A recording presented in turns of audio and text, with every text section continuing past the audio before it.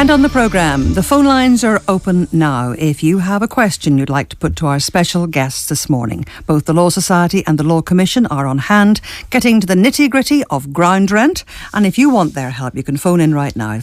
With me in the studio, I have solicitor Tony Caher. Morning, Tony. Good morning. And Sarah Witchell, who heads up land law reform for the Northern Ireland Law Commission. Good morning to you, Sarah. Now, Good morning. We're going to start with ground rent, and it's an issue frequently raised on this programme and for some considerable number of years too. Do I have to pay? Why do I have to pay? How come I own the house but someone else owns the land? Can I buy it out, and is it worth it? And we're going to come back to all those questions in just a moment. Sarah Witchell, I think it's maybe 10 years since I first spoke to you about this law reform. I think it is, yes. And you at that point, you were trying to move things forward in that it's going to help the way we would buy our ground rents out.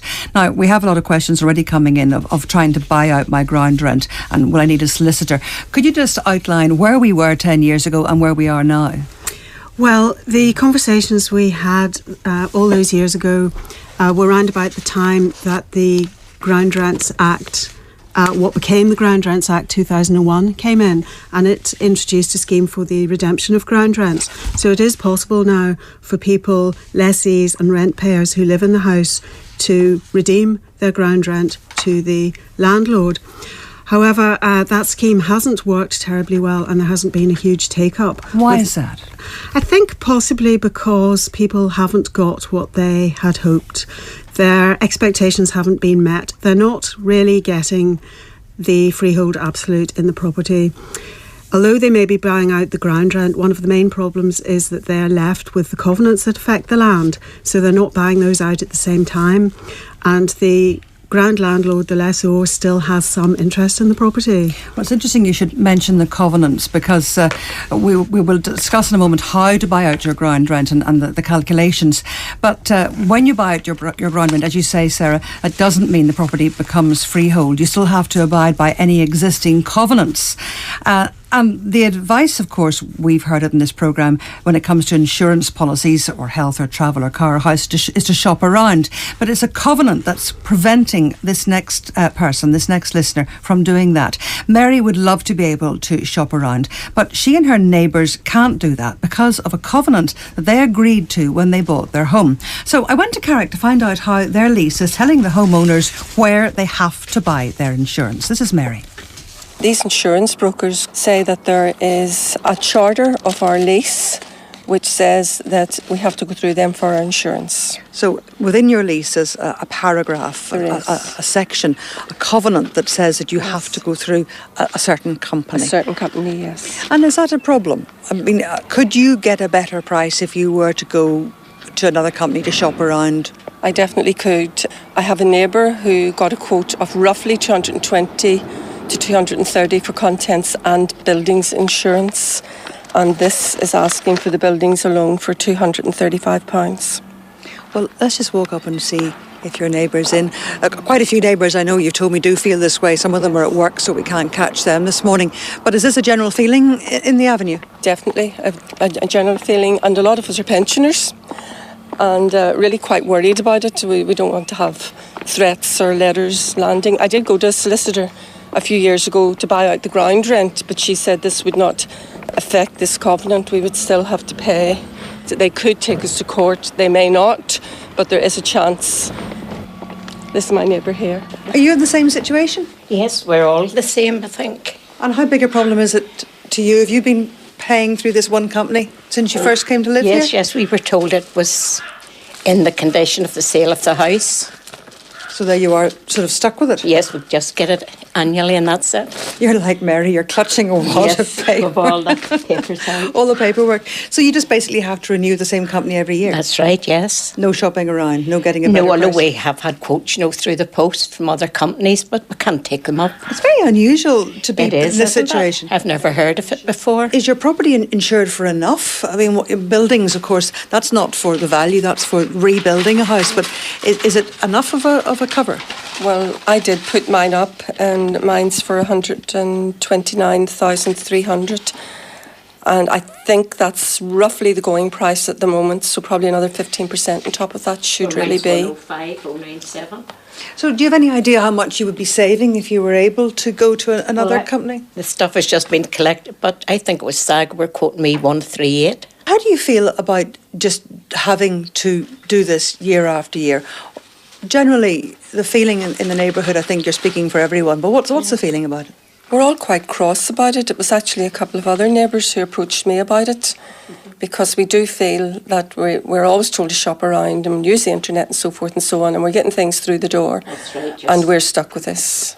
I feel it's most unfair, and I'm not too sure about the legality of it at the moment if it was challenged, because of consumer rights perhaps have changed in 2010 from the 1970s when this happened. Yeah. Have you thought, either of you, of just doing your own thing and not paying it? Well, yes, but then, you know, you get it and you don't know what to do. You're on your own, so you just write the cheque. It's easier than fighting a big company. And would you be nervous of just challenging it? I would be. I'm a worrier just by nature, and I wouldn't sleep in my bed at night just worrying about someone going to start and threaten me and maybe take me to court. And so you wouldn't fancy? We'd be intimidated really by a big company challenging, yes. Well, Cymark Property Management Limited, the freehold owner of the properties here, have told us in a lengthy explanation that while they can't comment on individual cases, they can address this issue generally. And they point first to the fact that the leases on all leasehold properties contain covenants by which both the leaseholder and the freeholder are bound and have to abide by. And it's the responsibility of a purchaser's solicitor to explain fully to their client at the time of purchase the covenants contained within a lease. And although unfortunately they say this is not always the case, and many leaseholders are confused by the role of the freeholder. Well, Tony, let's just look at that word freeholder.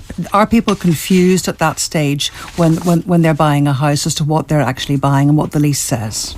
Yes, well, it is something that the solicitor should take them through very carefully, explaining to them the limits of their title. Obviously, people can buy freehold title in which there would be no covenants. People here quite often are buying property that is leasehold, and one does take the client through the lease covenant by covenant to explain to them what is involved in that.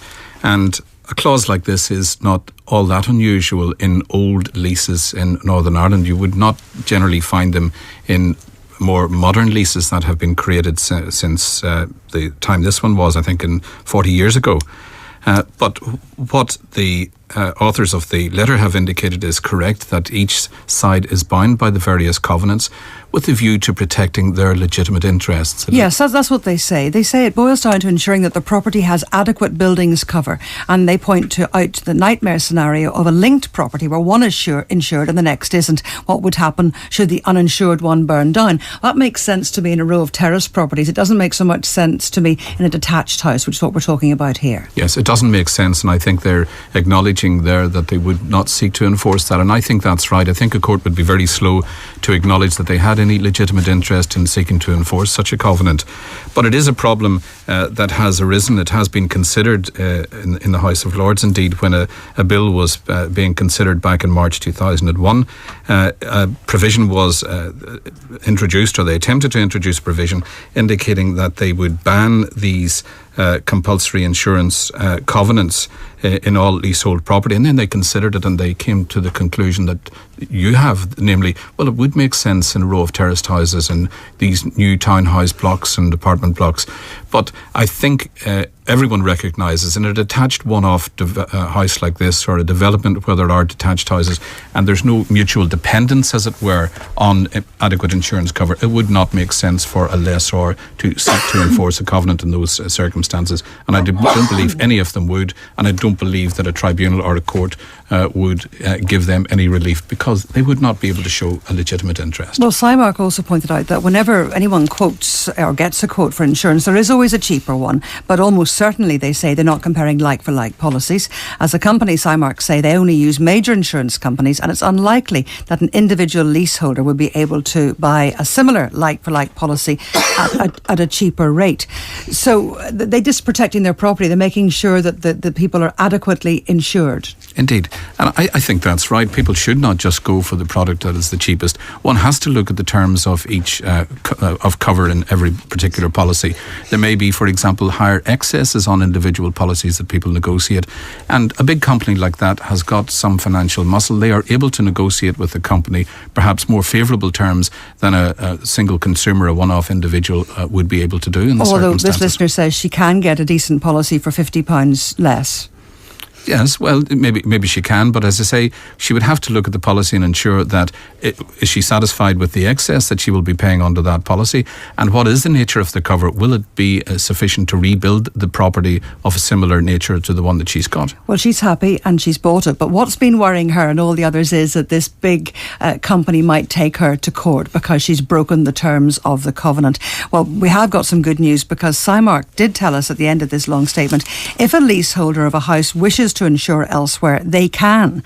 But of course, the risk of under-insurance or no insurance then becomes their own risk and not the freeholders. So what they're saying is, if you make sure you're happy, but if you're not, you're going to pay for it. Yes. But I don't believe that they would. And I think there are recent cases in England that indicate that if the lessee can establish that the lessor has gone wrong in an important respect, in other words, has paid too much for a particular policy, then the court would not enforce that against the lessee. Sarah Witchell, let's look at these covenants, because you mentioned earlier when you were trying to encourage people 10 years ago to buy out their ground rents that they didn't really fully understand what they were getting. I think people expected that they would then own their land, own their house, do what they liked. The covenants don't disappear when you buy out the ground rent, do they? No, that's right. The covenants that were there before remain.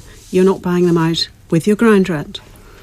So what's an example of a covenant? Because some of them are very odd and very archaic. The ones that cause people the most problems may be, for example, if somebody wants to build something else in their garden. I mean, they're not allowed to develop it and build it. There may be a covenant preventing them from developing it. So you can't knock down a house and build a shop? No, you can't. No. I mean, there would be planning issues there as well, but very frequently. The covenants are the things. But there's other odder ones too. I mean, some of them go back hundreds of years where yes. you maybe can't do something on a Sunday, or you can't put up some kind of decorations. I mean, some covenants seem unreasonable in this day and age. Yes, I don't think there are that many so restrictive and so archaic. I mean, a lot of them still have some validity, and that's part of the problem, really. So you buy out your ground rent. Maybe we could go through that, because there is a way of doing it. Tony, say and a lot of people are phoning in asking that, I'd like to buy out my ground rent because it's so small, it's just a bother to me. How do I do it, and can I make the person sell it to me? Yes, you can apply to, you go through the land registry and you get a copy of the title and you fill in forms, and you can force the lessor to sell out the title to you by paying a multiple of the annual ground rent fee, and you don't need a solicitor to do that. So is there a figure for it? Is there something you can do to work out how much it's going to cost you, Sarah? It's 9 times the annual ground rent. So if your ground rent's £9, 9 nines, and that's it, how much will it cost to do it with a solicitor, Tony? A nominal fee, I would have thought probably about £50 or £100. So it might be worth it to some people, but then some ground rents are very high. Some ground rents are hundreds and hundreds and thousands even. It would be unreasonable to maybe buy that out. An East Belfast caller says, we own a house on ground that has leasehold, but we don't know who owns the land. We would like to vary a condition on the lease, but we don't know who to contact. How can we find out who owns the land? We've tried land registry, but they've no records of our land. Is this common? I would say that probably is quite common. They could maybe, if they pay a ground rent, they could maybe contact the agent they pay the rent to, because the agent would be collecting that on behalf of the landlord, and the agent would be aware of that person's identity. Or they could just speak to their solicitor, and maybe if it's not possible to find out who it is, they may be able to obtain some kind of insurance against any problems that may arise. So cover your back, really, yes. If you can't find out the information. Mm-hmm. There's also concern, I think, with people that they would like to have bought out their ground rents at the time they were selling on their property. I think I remember 10 years ago when we first spoke that the plan was that it would be compulsory eventually, that ground rents would be bought out at the time of exchange of properties. Did anything come of that? That was the idea, because the ultimate aim really has to be to achieve freehold in possession for as many people as possible, and not to have these tiers of title where different people will have an interest in a property. And it ought to be possible for an owner occupier to be exactly that and own their house and not pay any ground rent or be subject to any covenants to anybody else. So the scheme that was created was introduced initially on a voluntary basis, that people could redeem their ground rents if they wished to do so.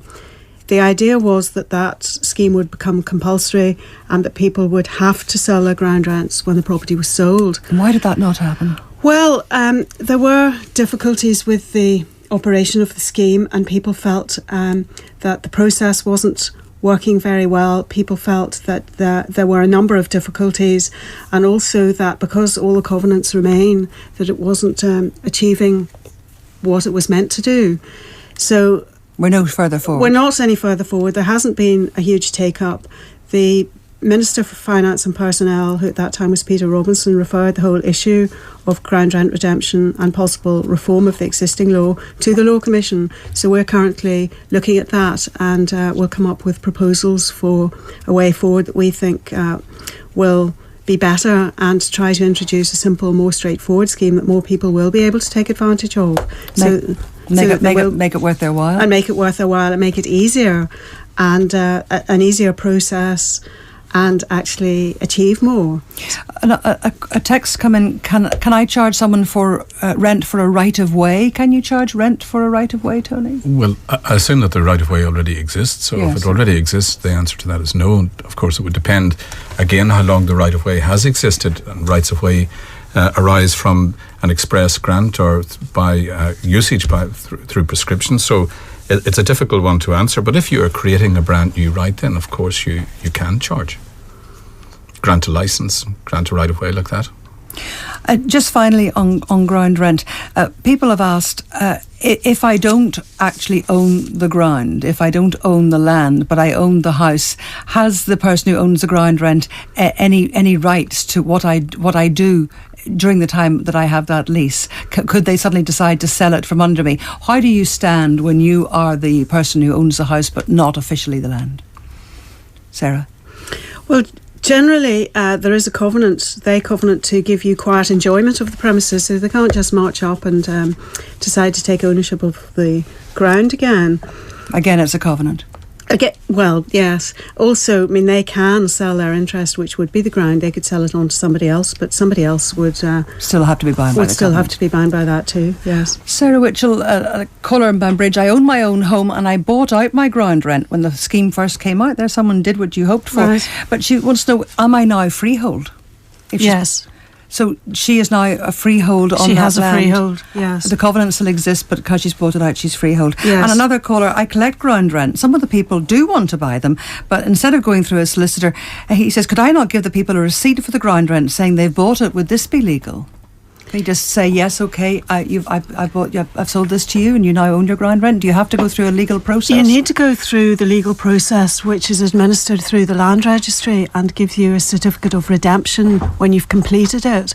And it's that certificate of redemption that goes with your title to convert it into the freehold. If I sell property that's freehold, can I charge ground rent? Tony wants to know from you, Tony, as well. If I sell property that's freehold, can I charge ground rent? No, you can't create new ground rent. So you can no longer create them. They're now history, are they? That's correct, for brand new houses. Okay, well, we've been through quite a lot of questions this morning. The bottom line is you can sell your ground rent if you wish to. There is a table there that allows you to do it. If you go to the person that owns your ground rent, they have to sell it to you, that's correct? Yes. And if you do so, you'll still have covenants attached to it, so you will not be able to change what you do in the land. That's also correct. That's right. What do you hope for in the reform? We hope to introduce a new, simple, more straightforward, easy to administer scheme that will deliver people more of what they're looking for. Well, I hope so too. Sarah Witchell, Tony Caher, thanks for answering all those questions this morning. If you want more information, it's on the website, and also links to the Law Commission. From me, Linda McAuley, thank you, goodbye.